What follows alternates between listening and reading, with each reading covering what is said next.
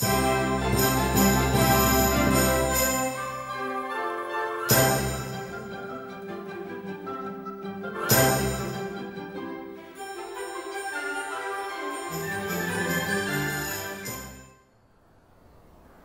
year was 1240, and Ralph Frishburn, a crusader returning from the Holy Land, was inspired to found a Carmelite monastery in his home country of England.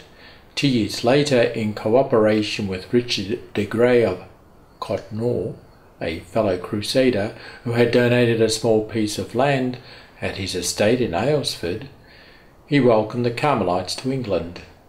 This was one of the first foundations of the Carmelite order in Europe.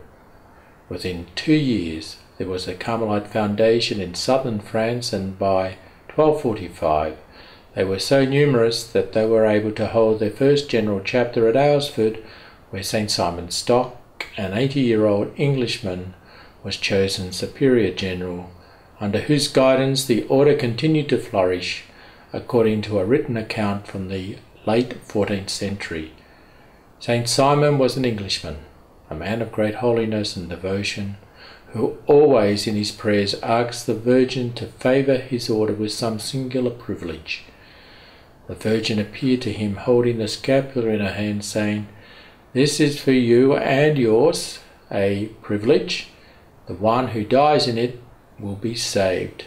The date was July 16, 1251, when Our Lady presented St. Simon with the scapular, the wearing of which subsequently became an important Marian devotion, for the Brown Scapular is an external sign of the filial relationship established between the Blessed Virgin Mary, Mother and Queen of Mount Carmel, and the faithful who entrust themselves totally to her protection, who have recourse to her maternal intercession, who are mindful of the primacy of the spiritual life and the need of prayer. The vision is believed to have happened at Aylesford while on a visitation to the friary at Bordeaux, France. He died and was buried, and where his mortal remains were enshrined and venerated in the cathedral of that city. The Carmelites maintained an active presence at the Aylesford friary for almost 300 years. Then in the year 1536, King Henry VIII enacted what was known as the Dissolution of the Monasteries. 2 years later, the Carmelites were forced out and the friary passed into secular hands, becoming known as the Friars. Over the next few centuries, was bought and sold by various families. During this time, the building underwent modifications and repair due to the effects of time. Unfortunately, the main part of the house was destroyed by the fire in 1930. In 1949, the Friars was put up for sale, and the Carmelites were able to buy back their beloved mother house. The Holy Sacrifice of the Mass being celebrated on October the 31st, the Vigil of All Saints. Intensive work began in restoring the buildings. A new open-air church dedicated to Our Lady of the Assumption was built on the site of the medieval chapel. New chapels dedicated to the Saints of Carmel, notably St. Simon Stock, were also built at this time, and by the late 1950s the complex had become a flourishing pilgrimage centre, popularised in part by the relic of St. Simon Stock's skull, having been preserved in the cathedral in Bordeaux for centuries, being given to Aylesford in July 1951. Today the building, the Friars, attracts hundreds of thousands of visitors each year.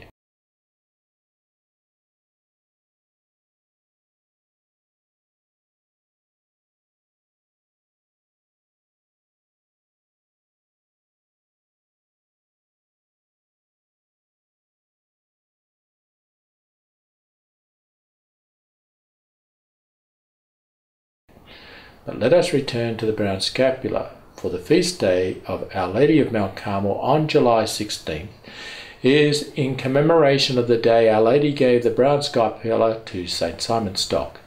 St. Claude de la Combilliere said, "Because of all the forms of our love for the Blessed Virgin and all its various modes of expression cannot be equally pleasing to her, and therefore do not assist us in the same degree to reach heaven, I say, without a moment's hesitation, that the Brown Scapular is the most favoured of all. He adds, no devotion has been confirmed by more numerous authentic miracles than the Brown Scapular.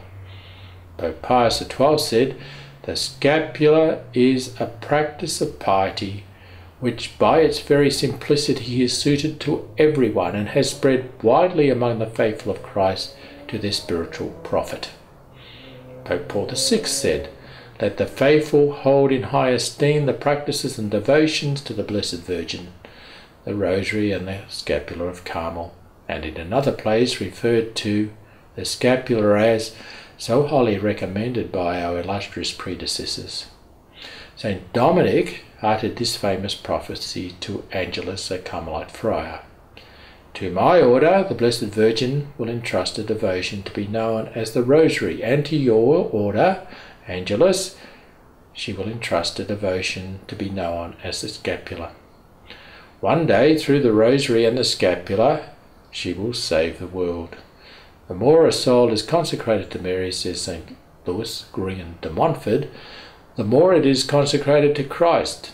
We signify our consecration to the Immaculate Heart of Mary by enrolling in and by wearing the Brown Scapular of Our Lady of Mount Carmel, the 700-year-old sign of personal consecration to the Mother of God. In a famous interview on the 15th of August 1950, St. Lucia was questioned by the very Reverend Howard Rafferty, Carm, a provincial director of the Third Order of the Carmelites in America. After stressing the importance and significance of the scapular in the Fatima message, she explained how during the miracle of the Sun, when the three children were privileged to see the mysteries of the Rosary, the Blessed Virgin appeared as Our Lady of Mount Carmel and held out the brown scapular to the world. Father Rafferty asked Lucia, why do you think Our Lady appeared with the scapular in the last vision? The seer replied, she meant that all Catholics should wear the scapular as part of the Fatima message. One could not follow this message unless he or she wore the brown scapular. She was then asked, is the scapular as important as the Rosary in fulfilling the Fatima message? Her reply summed up 7 centuries of devotional history. The scapular and the Rosary are inseparable. Following another question, she added, the Holy Father has told this to the whole world, saying that the scapular is a sign of consecration to the Immaculate Heart of Mary. She was here referring to a letter written by Pope Pius XII in commemoration of the 7th centennial of the scapular in 1951, in which he wrote, take this scapular which Our Lady has given us as a sign of consecration to her Immaculate Heart. Go out and convince the world that it must be dedicated to the Blessed Virgin if it will find peace. Go out and through the scapular rededicate families, especially to the Holy Mother of God, who has shown her graces so abundantly through the scapular. For over 700 years, millions of Catholics all over the world have regarded the brown scapular with esteem and reverence and worn it as a token of Our Lady's celebrated promise to St. Simon Stock on the 16th of July 1251. Take this scapular, it shall be a sign of salvation, a protection in danger and a pledge of peace. Whoever dies wearing this garment shall not suffer eternal fire. Our Lady is not promising that those dying in mortal sin will be saved, but, as St. Robert Bellarmine says, whoever dies wearing the emblem of Mary will receive the grace of final repentance. The documentary proof of St. Simon's vision has been sustained by 7 centuries of sacred tradition, a teaching of successive popes and saints, and countless miracles. Pope Paul VI wrote, even hold in great esteem the practices and exercises of devotion to the Most Blessed Virgin which have been recommended for centuries by the magisterium of the Church. And among them we judge well to recall especially the Marian Rosary and the religious use of the scapular of Mount Carmel. Hence, to challenge the scapular devotion is to some extent to challenge the authority of the Church. It is not enough to say that the habit of the Blessed Virgin is a mark of predestination, said Saint Claude de la Combilière.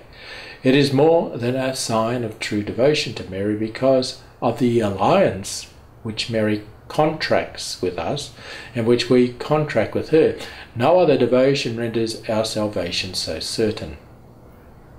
Father Rafferty says all of us who make the commitment of belonging to Our Lady in a special way by taking the scapular and wearing it faithfully must be resolved also to imitate all the virtues of which this holy habit is a symbol. St. Alphonsus expresses it this way: just as men take pride in having others wear their livery, so the Most Holy Mary is pleased when her servants wear her scapular as a mark that they have dedicated themselves to her entire service and as members of the family of the Mother of God.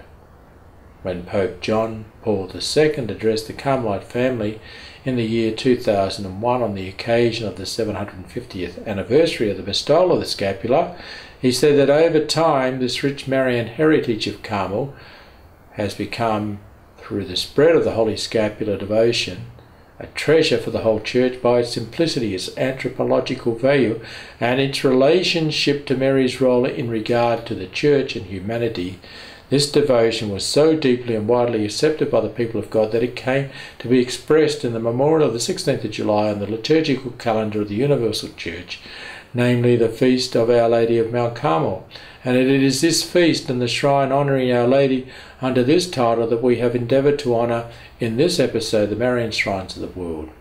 Why don't you encourage your parish priest to endorse Our Lady's revelation by enrolling the parishioners in the Brown Scapular?